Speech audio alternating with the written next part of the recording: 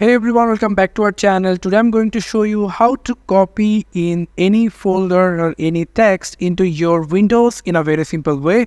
And also I'm going to show you how you're going to paste it into your computer. So it's very simple. If you come over into this PC option over here, and if you just want to copy this folder called audio, just click on your right mouse button and then you will get an option called copy as path, or you can get this kind of icon over here.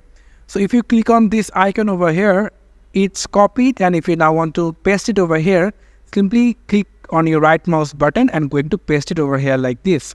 You can see your audio file is now pasted in audio over here. You can do it as well with your as a text. Just simply come over your search option and going to search for notepad. So if you just type A, B, C, D, and if you just want to copy it, you just simply select them all by dragging your mouse and then click on the right mouse button, and here you will get an option called copy.